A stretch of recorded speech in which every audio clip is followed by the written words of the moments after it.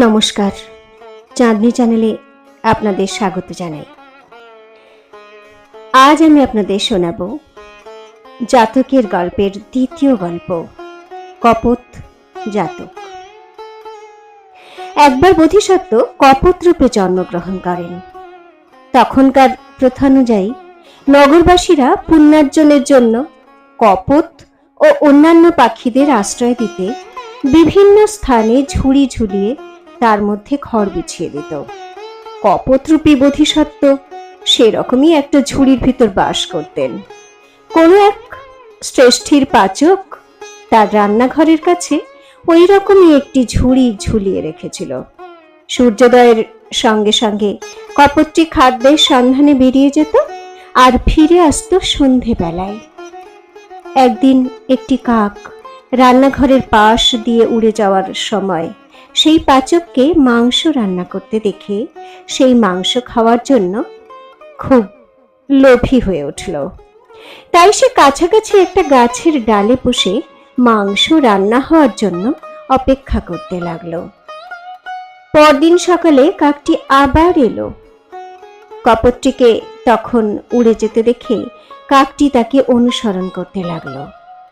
তার মনে হলো কপোতটির সঙ্গে বা সংস্পর্শে থাকলে সে ভালো মন্দ খাবার খাওয়ার সুযোগ পাবে। তাছাড়া রান্নাঘর থেকে সুস্বাদু খাদ্যবস্তু সংগ্রহ করতে পারবে। কপোতটি কাকটিকে তাকে অনুসরণ করতে দেখে জিজ্ঞেস করলো, তুমি আমার পিছন পিছন আসছো কেন?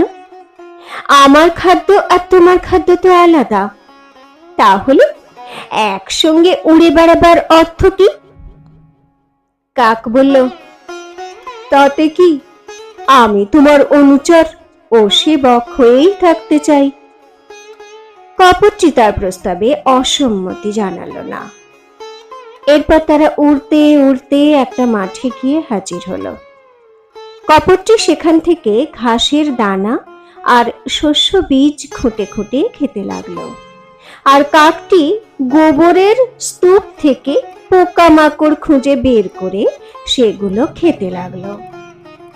এরপর সন্ধে হলে কপোতকে অনুসরণ করে সে এলো রান্নাঘরের কাছে।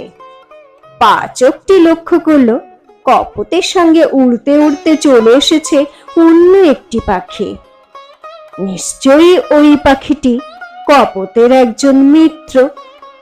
এই ভেবে সে আর একটি ঝুড়ি ঝুলিয়ে দিল কাকের জন্য। একদিন কাক লক্ষ্য করলো রান্নাঘরে প্রচুর মাংস এনে রাখা হয়েছে। সম্ভবত বিশাল কোনো ভোজের আয়োজন করা হয়েছে। সকালবেলা যখন কপোতটি খাদ্যের সন্ধানে বাসা থেকে বেরিয়ে যাচ্ছে, তখন কাকটি বলল, বন্ধু, আজ তুমি একাই যাও, আমি আজ আর তোমার সঙ্গী হতে পারবো না, কারণ আমার শরীরটা খুব খারাপ। কপোতটি বলল, ঠিক আছে, তাহলে তুমি বাসাতেই থাকো, তবে তুমি কি ফন্দি এঁটেছ সেটা পরে বোঝা যাবে, কিন্তু লোভের বশবর্তী হয়ে কোনো কুকর্ম করো না। আমি শুধু তোমাকে এই কয়েকটি কথা বলে সাবধান করলাম। এই কথা বলে কপোতটি উড়ে চলে গেল, আর কাকটি রান্নাঘরের দিকে সেন দৃষ্টিতে তাকিয়ে সুযোগের জন্য অপেক্ষা করতে লাগলো। ভাবলো সুযোগ পেলেই সমস্ত মাংস খেতে আরম্ভ করবে। মাংস রান্না হয়ে গেলে গরম মাংসের পাত্রটি অর্ধেকটা খুলে রেখে পাচক বাইরে বেরিয়ে গেল। এই তো দারুণ সুযোগ। কাক ঢুকে পড়ল রান্নাঘরে। যেই মাত্র সে পাত্রের ঢাকনাটা সরাতে গেল, তখনই সেটা জোর শব্দ করে মেঝেতে পড়ে গেল, আর সেই শব্দ কানে যেতেই পাচক প্রচন্ড বেগে ছুটে এলো রান্নাঘরে। সে কাকটিকে ধরে ফেলল, তারপর তাকে বলল, এখন আমি বুঝতে পারছি তুমি কি মতলবে এখানে এসেছিলে। কপোত বেরিয়ে গেলেও আজ আর তাকে সঙ্গ দিলে না।